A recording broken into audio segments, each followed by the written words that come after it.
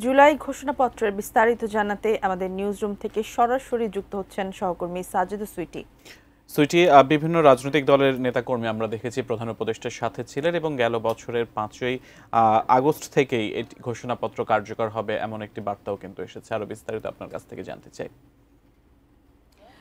ধন্যবাদ সিয়াম। এরই মধ্যে আমাদের দর্শকরা নিশ্চয়ই জেনে গেছেন যে মূল কথা আসলে জুলাই ঘোষণাপত্রে কোনটা কোনটা, বিশেষ করে যে দাবিগুলো ছিল যারা গণ অভ্যুত্থানে নেতৃত্ব দিয়েছেন বা অবদান রেখেছেন তাদের চাওয়াগুলো, মূল চাওয়াগুলো এখানে কিন্তু সন্নিবেশিত হয়েছে এবং বিভিন্ন জায়গায় যে তর্কের ব্যাপারগুলো ছিল সেই তর্কের ব্যাপারগুলো যতটুকু সম্ভব যাতে করে সম্মান দেখিয়ে সেই ব্যাপারগুলো এখানে জুলাই ঘোষণাপত্রে এসেছে। আমি একটু তারপরে পয়েন্টগুলো একটু বলে দিচ্ছি।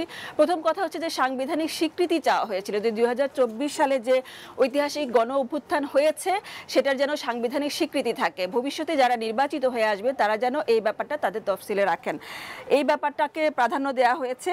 এবং গত 2024 সালের 5 আগস্ট থেকেই কিন্তু এটি প্রণীত হিসেবে ধরা হবে এবং যে যারা এই অভ্যুত্থানে নেতৃত্ব দিতে গিয়ে তাদের প্রাণ হারিয়েছেন সেই যারা শহীদ তাদেরকে জাতীয় বীর হিসেবে ঘোষণা করা হলো এই জুলাই ঘোষণাপত্রের মাধ্যমে, যেটা তাদের সবারই চাওয়া ছিল যারা এখানে অভ্যুত্থানে অংশ নিয়েছিল, আন্দোলনে অংশ নিয়েছিল।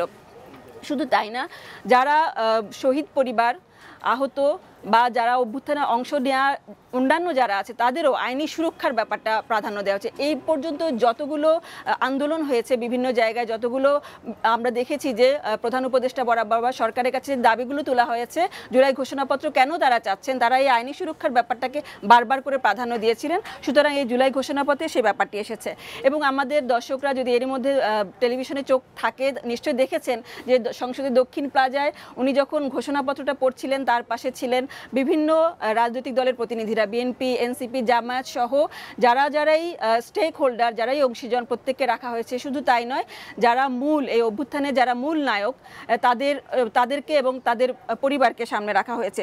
সুতরাং চেষ্টা করা হয়েছে জুলাই ঘোষণাপত্র নিয়ে লম্বা সময় ধরে তারা কাজ করেছেন, এত দেরি কেন হচ্ছিল, বারবার করে আপত্তি আসছিল এবং যে ঘোষণাপত্র নিয়ে কেন ঘোষণাপত্র এতদিন পরে আসবে সেটা নিয়েও কিন্তু যৌক্তিকতা তুলে ধরার জন্য বিএনপি সহ বিভিন্ন দল থেকে যুক্তিগুলো চাওয়া হচ্ছিল, যেটা আসলে কতটুকু আদৌ প্রয়োজন আছে কিনা বা এতদিন পরে কেন। তারপরেও সবার সম্মিলিত উপস্থাপনায়, সবার সম্মিলিত অংশগ্রহণের মাধ্যমে এই জুলাই ঘোষণাপত্রটা যে এসেছে সেটা এখন এরপরে তাদের প্রতিক্রিয়াগুলো জানা যাবে বা জুলাই ঘোষণাপত্র আরও কোনোভাবে আরও গ্রহণযোগ্য করা যায় কিনা, এই ধরনের কোনো সুযোগ আছে কিনা সেই ব্যাপারগুলো হবে। এখানে জুলাই ঘোষণাপত্রে যে দফাগুলো দেওয়া হয়েছে, প্রথম দিকে একদম মহান মুক্তিযুদ্ধ 1971-এর পূর্বের এবং পরের যে প্রেক্ষাপটগুলো তুলে ধরা হয়েছে এবং পরবর্তীতে কিভাবে বাংলাদেশে এই যে বিগত স্বৈর শাসক যাদের বিরুদ্ধে গণ অভ্যুত্থানটা হলো তাদের যে বিভিন্ন রকমের যে কর্মকাণ্ড, কি কারণে বাংলাদেশের মানুষ এই গণ অভ্যুত্থানে যেতে বাধ্য হয়েছে, আন্দোলনে নামতে বাধ্য হয়েছে, এই ব্যাপারগুলো দফা কেন্দ্রিকভাবে তুলে ধরা হয়েই এই জুলাই ঘোষণাপত্রের শেষের দিকের যে তাদের যৌক্তিকতাগুলো তারা তুলে ধরেছেন।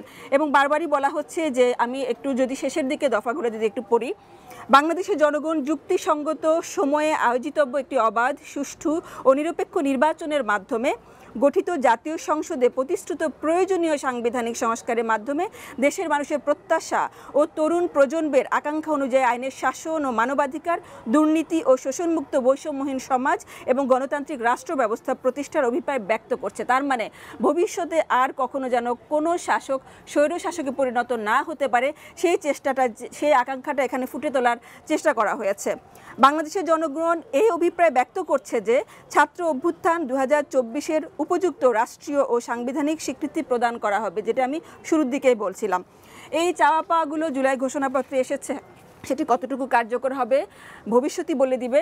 এই জুলাই ঘোষণাপত্র বা এই যে অভ্যুত্থানটি হলো সেটি ভবিষ্যৎ শাসকদেরকে কতটুকু শাসনে রাখবে, এই স্মৃতি, এই যে 5 আগস্টের স্মৃতি তাদেরকে কতটুকু শাসনে রাখবে সেটাও সময় বলে দিবে। এই হলো পরিস্থিতি।